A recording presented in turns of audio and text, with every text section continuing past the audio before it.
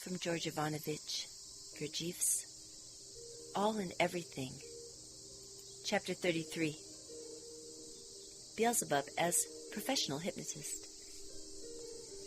Beelzebub continued to relate further as follows. When I existed among your favorites as a professional hypnotist, I made my elucidating experiments upon their psyche, chiefly by means of that said particular state of theirs, which the contemporary beings there called the hypnotic state. For bringing them into this state, I had at first recourse to the same means by which the beings of the period of the Ticleamician civilization brought each other into this state, namely by acting upon them with my own emblazoin. But when later there often began to arise in my common presence the being impulse called love of kind, and apart from my personal aims, I had to produce this said state in very many three-brained beings there, for their personal benefit, and as this means proved very harmful for my being existence, I invented another means, thanks to which I obtained the same effect without the expenditure of my own emblazoin. I then invented and very soon became expert in quickly changing the mentioned difference of the filling of the blood vessels by means of a certain hindering of the movement of the blood in certain blood vessels. By means of this hindering, I obtained the result that although the already mechanized tempo of the blood circulation of their waking state remained in beings, yet at the same time their real consciousness, that is, the one which they themselves call subconsciousness, began also to function. This new means of mine proved, of course, incomparably better than that which is used even up till now by beings of your planet, who make the person they hypnotize gaze at a shining or brilliant object. It cannot be denied that, as I have already told you, it is possible to bring them into such a psychic state by making them fix their gaze on a brilliant or bright object. But not all beings there, not by a long way. The reason being that although from their fixed gaze on a shining object there may proceed in their general blood circulation the change of the filling of the blood vessels, nevertheless the chief factor for this must be the, on their part, intentional or automatic concentration of thought and feeling. And this latter can be obtained in them either from an intense expectation or from that process proceeding in them which they express by the word faith, or from the arising emotion of the sensation of fear of something about to happen, or finally from the functions already contained within the presence of the given being, which they call passions, as for instance hate, love, sensuality, curiosity, and so on and so forth. That is why in beings called there hysterical, in whom there is lost temporarily or forever the possibility of concentration of thought and feeling, it is impossible by means of fixing their gaze upon a shining object to obtain in their blood circulation the change of the difference of the filling of blood vessels, and hence it is also impossible to obtain in them this said hypnotic state. But by the means I invented, namely, a definite action upon the blood vessels themselves, it was possible to bring into this state not only any one you please of these three-brained beings who have taken your fancy, but even also many one-brained and two-brained beings breeding there, as for instance various what they call quadrupeds, fishes, birds, and so on and so forth. But as regards the said impulse, love of kind, which led me to seek for a new means of bringing your favorites into such a state which had already become proper to them, this arose in me and gradually became dominant in me for a while, chiefly because, during these therapeutic activities of mine, ordinary three-brained beings there belonging to all castes, here, there, and everywhere, soon began to love and esteem me, and to consider me almost as one sent to them from above, to help them to deliver themselves from their pernicious habits. In short, they began to manifest toward me their most sincere, almost genuine being impulse of oskolniku, or as they themselves say, thankfulness and gratitude. This being, oskolniku, or gratitude, was manifested towards me not only by those I saved and by those nearest to them, but by almost everybody who had been in this or another way in contact with me, or who had heard of me, but only with the exception of those professionals among them who were their physicians. These latter, on the contrary, hated me in the extreme, and would strain every nerve to impair somehow the good feelings which arose in ordinary beings towards me, and they hated me simply because I very soon became their serious rival. Strictly speaking, they had indeed cause to hate me, because already, after only a few days of my therapeutic activities, hundreds of patients used to attend my daily consultations, and hundreds of others tried to become clients of mine, while my poor rivals had to sit for long periods in their famous offices and impatiently wait for any odd patient who might stray in like a lost sheep. They waited for these lost sheep with great impatience, because certain of these latter were transformed into what are called milch cows, from which they milk, as was already customary there, that something which they defined by the word oof or dough. All the same, justice demands this to be said for them, that during recent times it was indeed quite impossible to exist there without this oof, and particularly for those three-brained beings who are there, the contemporary famous physicians. And so, my boy, I began my activities in the capacity of a physician hypnotist, as I have already told you, in the center of the continent Asia, in various towns of Turkestan. I was first in the town of that part of Turkestan, which later came to be called Chinese Turkestan, in contradistinction to that part of it which,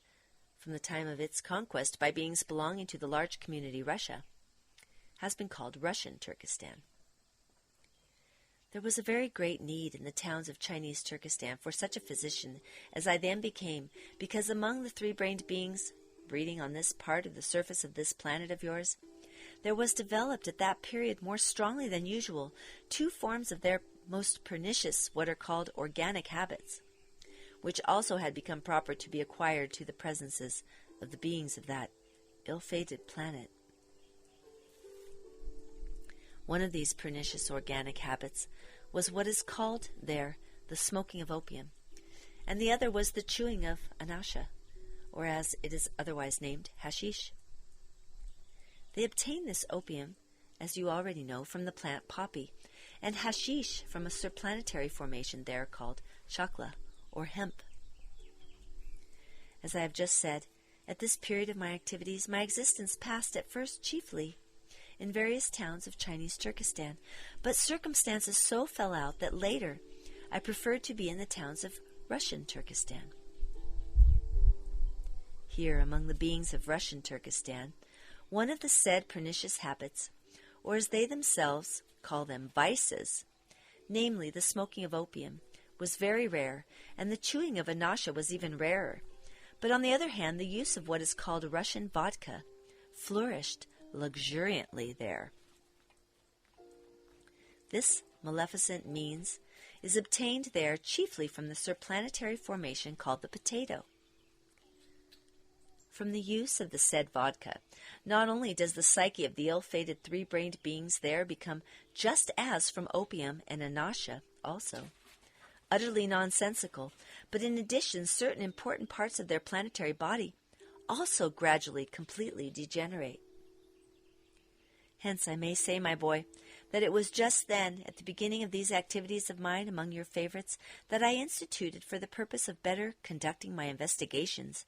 in the domain of their psyche, those statistics of mine which later on gradually interested certain most very saintly cosmic individuals of a higher gradation of reason. Well then, while I existed as a physician there among the beings breeding in the town of Turkestan, I had to work so hard, especially towards the end, that certain functions of my planetary body began to get out of order, and I began to consider, therefore, how to manage to have the possibility, at least for a certain time, of doing nothing but only rest. I could, of course, return to my home on the planet Mars for this purpose, but then there arose before me my personal, individual being, dim to zone Nero. That is, my being duty towards what is called the essence word I had given to myself. And this essence word I had given myself, when beginning my 6th descent, was to exist there among your favorites until such time as I should finally have made clear to my mind all the facts which were the causes of the gradual formation of the mentioned, exclusively strange being psyche of their common presence. Well then, as by that time I had still not fulfilled this essence word which I had given myself, that is to say, I had not yet had time to learn all the details needed for a full elucidation of the problem, I considered a return to the planet Mars premature. But to remain in this Turkestan and to organize my existence there in such a way as to have the full possibility of giving my planetary body the required rest, I could not in any way, because in almost all the beings there on that part of the surface of your planet, breeding in both Chinese and Russian Turkestan, there had already been crystallized, either through personal perceptions or from the descriptions of others, data for recognizing my appearance. At the same time, each of the ordinary beings of this country wished to speak with me concerning either himself personally or his nearest, on account of one of the vices in the deliverance from which I had chanced to become there such an unparalleled specialist. What I then devised and carried out to escape from this situation was the reason why Turkestan, concerning which place there are and will be preserved in my common presence the data then fixed for pleasant memories, ceased to be for me the place of my permanent existence on your planet at the period of this last stay of mine, and thereafter the cities of the famous Europe, with their cafes with the black liquid, made of nobody knows what, replaced the towns of Turkestan with their chaikhanas and their delicious, fragrant teas. I decided to go to the country which is a part of the continent Africa, and is there called Egypt. I chose this country because Egypt was indeed at that period the best place for resting, and many three-brained beings there possessing what is called material wealth went there for that purpose from all the other continents. Having arrived there, I settled down in a city called Cairo, and very soon organized the external form of my ordinary existence in such a way as to have that rest for my planetary body after the said intense and strenuous labors. Do you remember, I already told you that I was in this Egypt for the first time during my 4th appearance on that surface of that planet of yours, where I descended for the purpose of collecting, with the help of several beings of our tribe existing there, a certain number of the chance-arisen freaks called apes. And I furthermore then told you that I inspected in that country many interesting artificial constructions, among which was also that particular observatory, which had then interested me for the observation of cosmic concentrations. At my 6th descent, of all the numerous interesting constructions that had previously existed there, scarcely anything existed any longer. They had all been destroyed, partly by the beings there themselves, thanks to what are called their wars and revolutions, and partly they came to be covered by sands. These sands were a consequence partly of those great winds I have already mentioned, and partly also of that planetary tremor which was afterwards called by the beings of this Egypt the Alnipusian earthquake. During this planetary tremor, an island then called Siapora, situated on the north side of a still existing island called Cyprus, gradually, in a very peculiar way, entered into the planet during 5 terrestrial years,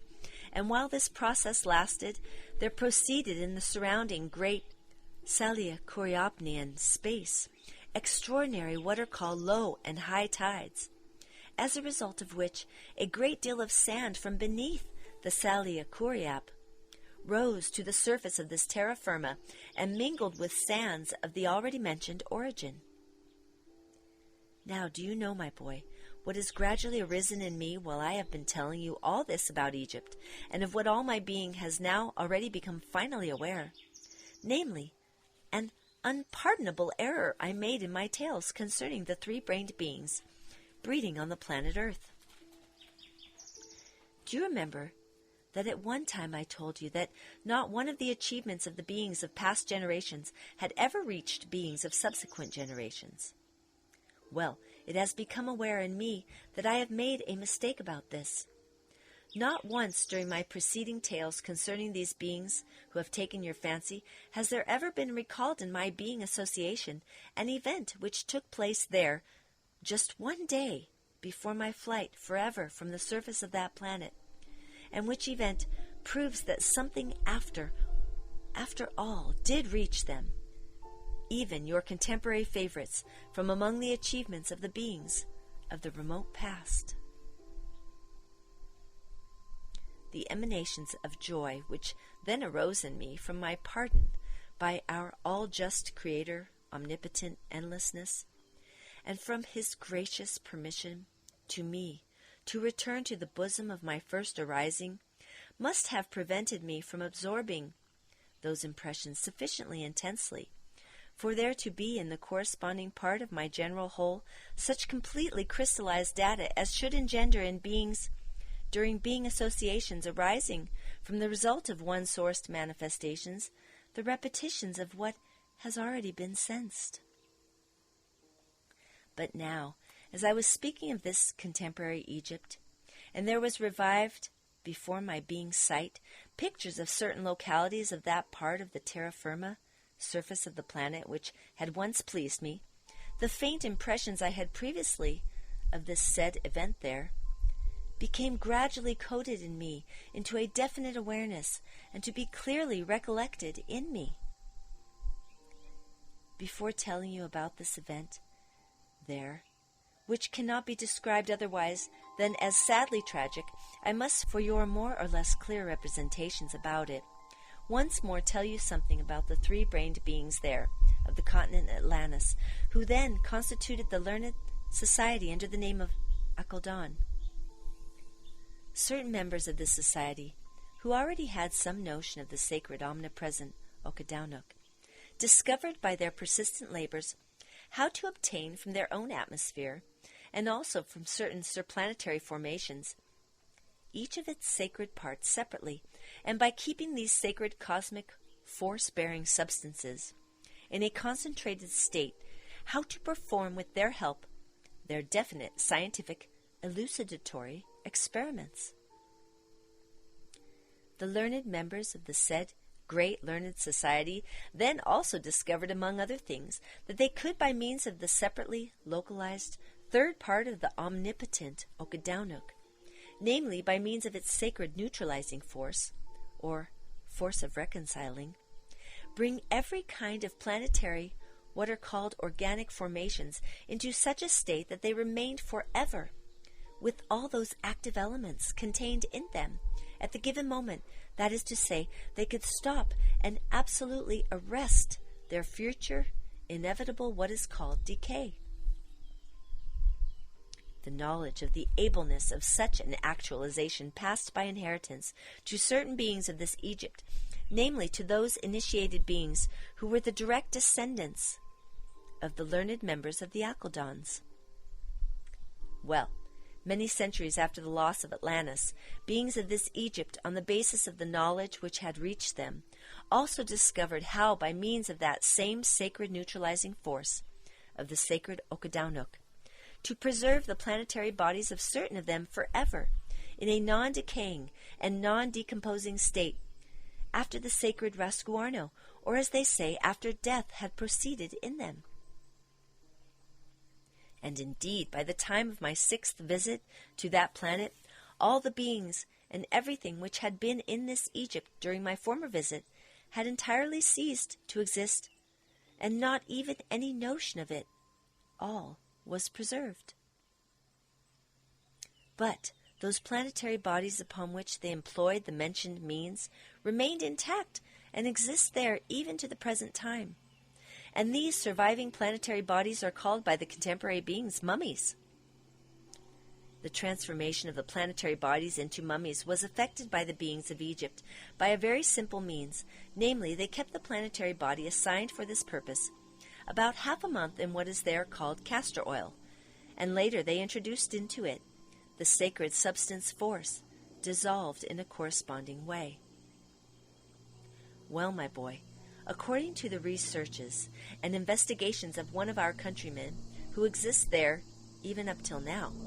about which I was informed by an etherogram after my final departure from the surface of your planet, it turned out that once, when their process of reciprocal destruction began between the community of beings breeding on this Egypt and the beings of a neighboring community, and when at the same time one of their, as they are called, pharaohs, came to the end of his existence, the beings whose business it was to preserve the bodies of meritorious beings everlastingly were unable, owing to the approach of beings hostile to them, to keep the planetary body of this pharaoh in castor oil as long as was necessary, that is to say, half a month. But nevertheless they put this body into castor oil, placed it in a hermetically closed room, and having dissolved in a certain way the said sacred substance force, they introduced it into the said room, so as to obtain in this way what they wished. This definite sacred something would have remained for untold centuries in its pristine state among these three-brained beings who have already long ago no reverence in their essence. But as in the presences of these contemporary, as it is possible to call them, unconscious sacrilegists, a criminal passion has arisen that evokes in them a need to despoil even the sanctuaries of beings of past generations. They dug down even into this chamber, which ought to have been for them a profoundly revered sanctuary, and they committed that blasphemous deed whose result is now the cause of my becoming aware, with all my being, of my mistake, of just that mistake I made when I so confidently assured you that nothing whatever had reached the beings of the contemporary civilization from the beings of epochs long past. Whereas this said contemporary Egyptian event is a consequence of one result which reached them of the attainments of these ancient ancestors of theirs who used to exist on the continent Atlantis. Such a result of the scientific attainments of beings of long past epochs reached the contemporary beings and became their possession for the following reason. Perhaps, my dear Hassan, you already know, like all the responsible beings of our great universe, and even those still only at the period of the second half of their preparation to become such, even without regard to the degree of their being rumination, that the common presence of the planetary body of every being, and in general of any other relatively independent, great or small cosmic unit, must consist of all the three localized sacred substances of forces, of the holy Tria Mazakamno, namely of the substance forces of the holy affirming, holy denying, and holy reconciling, and that it must be sustained by them all the time in a corresponding and balanced state. And if for some reason or other there enters into any presence a superfluity of the vibrations of any one of these three sacred forces, then infallibly and unconditionally the sacred Raskuarnu must occur to it. That is, the total destruction of its ordinary existence as such. Well, my boy, because there had arisen in the presences of your contemporary favorites, as I have already told you, their further criminal need to despoil the sanctuaries of their ancestors, and certain of them, with the purpose of satisfying their criminal needs, even forced open in the mentioned way the hermetically closed rooms. Then the sacred substance force of the holy reconciling existing in these rooms localized in a separate state, having had not sufficient time to blend with the space, entered into their presences and actualized its property, proper to it, according to law. I shall say nothing now concerning just how and in what form the psyche of these three-brained beings breeding there on this part of the terra firma surface of your planet came to be molded. Sometime later, perhaps, in its proper place, I shall explain this to you also. And meanwhile, let us return to our interrupted theme. The program of my external existence in this said Egypt included, among other things, the practice of taking a walk every morning in the direction of what are called the pyramids and sphinx. These pyramids and sphinx were the sole, chance, poor surviving remains of those magnificent constructions which were erected by the generations of the most great Akheldans and by the great ancestors of the beings of this said Egypt, and of which I was a witness at my fourth sojourn on this planet of yours. I failed to have a thorough rest in this Egypt because of circumstances which soon led me to depart from there. And the circumstances that led to my premature departure from Egypt were, strictly speaking, the reason why the towns of dear Turkestan, with their pleasant chaikhanas, were replaced, as I have already told you, by the cities of their famous contemporary cultured continent Europe, with the not less famous cafe restaurants, in which, as I have already told you, instead of fragrant teas, they offer you a black liquid consisting of nobody knows what.